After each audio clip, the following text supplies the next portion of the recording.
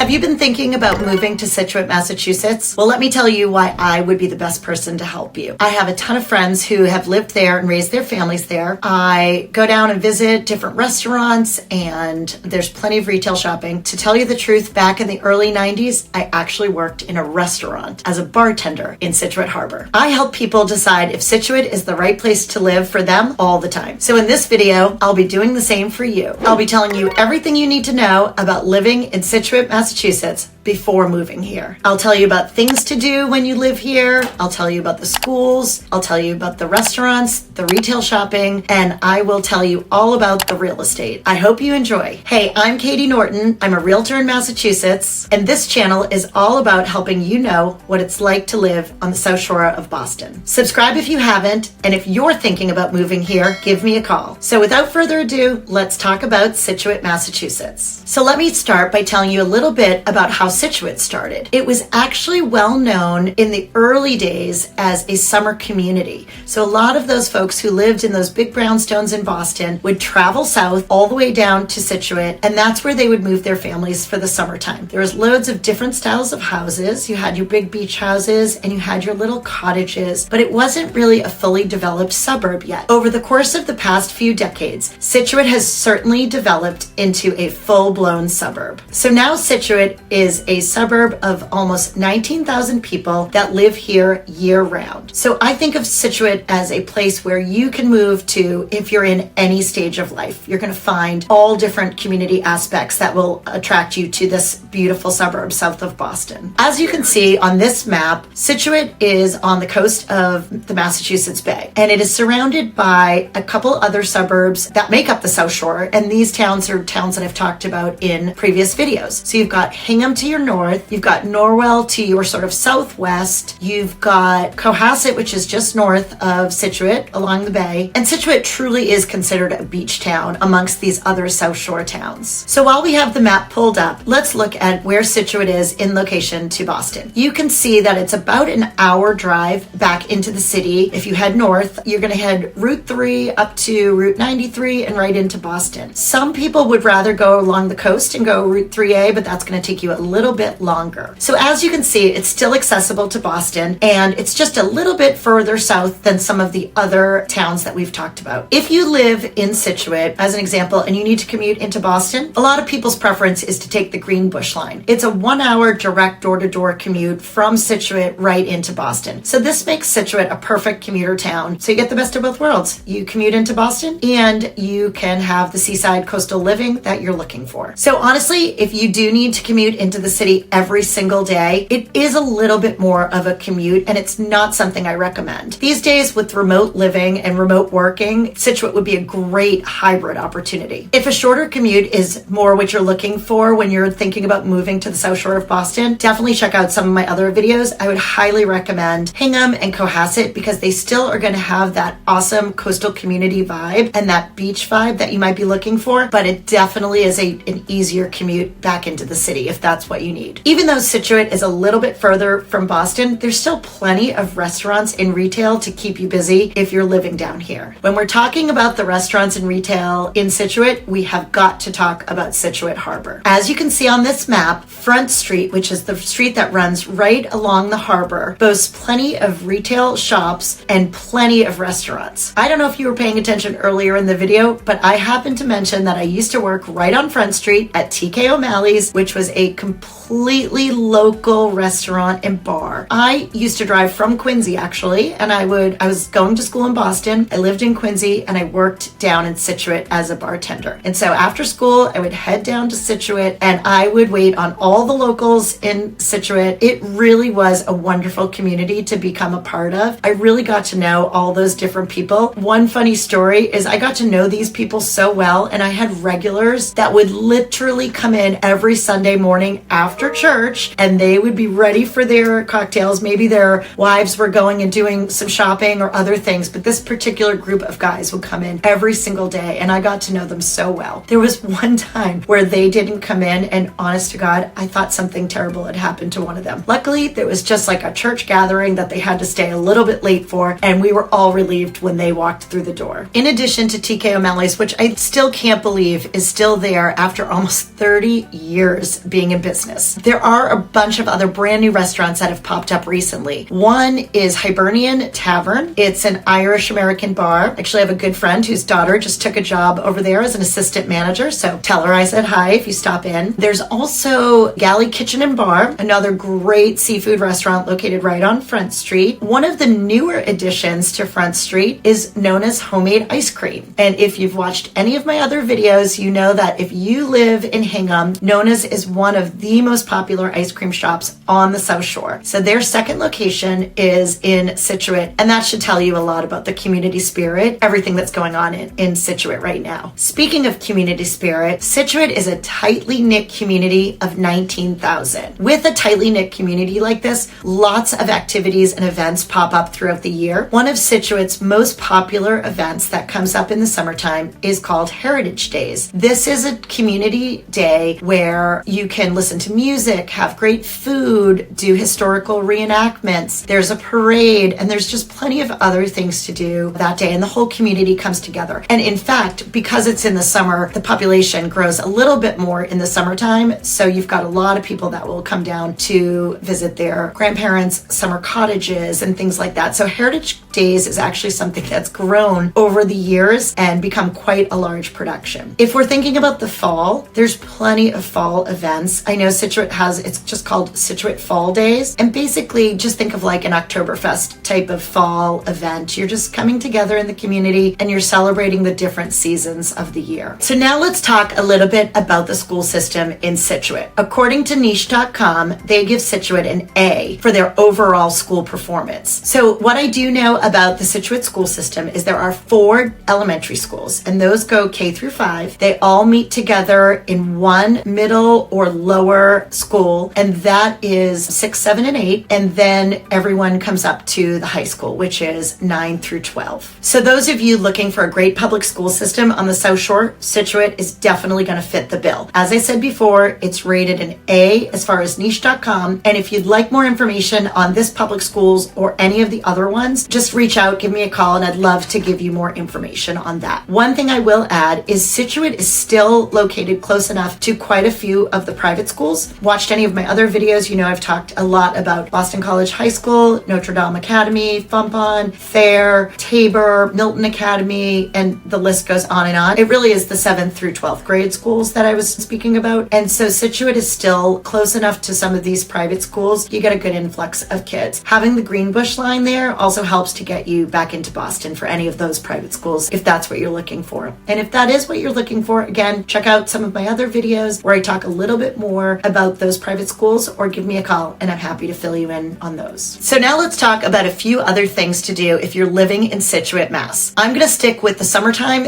for now, and we're going to talk a little bit about the beaches. As you saw from some of the maps earlier, there's a long coastline of beaches in Scituate. In fact, it's 21 miles long. So you've got Peggotty Beach, you've got Hatherley Beach, you've got Egypt Beach, and a few others. A lot of these beaches are public, so if you live in Scituate, you have access to all the beaches. And then any of the ones that are private, again, there's a few private parking lots where you would pay for your town sticker, and then you'd be able to park at those parking lots. One other one is Hummerock Beach. That's one of my favorites. That hits Marshfield as well. Marshfield's another town a little bit south of Scituate. I saved the best for last. If you know Scituate, then you know Minot Beach, and more importantly, you know Minot Lighthouse. And if you've never heard of it, you've certainly seen a picture of it. You've seen some classic New England pictures where the waves are crashing up on the lighthouse, and it is just a beautiful scene, whether it's the summertime, sometimes in the winter when we get a nor'easter. It is one of my favorite things to watch, is just the ocean crashing around Minot Lighthouse. One fun fact about Minot Light is that during the summer, as kids get into those teenage years, they like to take their parents' boats out, the small little dinghies, get out out to Mine at Light, jump in, swim over, climb up the lighthouse, and actually jump off the lighthouse. I don't know how far up you can go. I've never been brave enough to go, but I have certainly seen some videos of kids jumping into the water from the lighthouse. Even if you've never heard of it, you've definitely seen a picture or two of Mine at Light. So check out this video on Facebook of a professional diver diving from the top of Mine at Light. Let me just say, the teenagers that are doing it don't exactly look that good. In addition to all the fun activities you can do in the summertime, there's plenty of other things to do throughout the year in Scituate. In the fall and the spring, of course, and the summer, of course, you can golf. A couple different options for golf clubs. There's the Hatherley Golf Country Club, there's Widows Walk, and there's also Scituate Country Club. These are pretty popular golf clubs all around the South Shore, and you've got people coming from all different towns to check out these courses. In addition to golf, we also have tennis, we have Scituate Country Club, Scituate Harbor. Scituate Yacht Club is a really popular club in town. A few people come from different areas. It's not just Scituate folks. It's a lot of Norwell, Scituate, Weymouth, and these guys come together and their love of the harbor and tennis. They do a lot of social activities. I have a couple friends that belong, and I always love watching their Facebook and Instagram stories to see what the yacht club has been up to over the summer. For hiking and walking, you are still accessible to Wampatuck State Park. It's going to be on the northwest corner of Scituate. I'm sure you've heard me mention Wampatuck State Park in some of my other videos. It's a great walking, biking, and hiking trail with over 3,500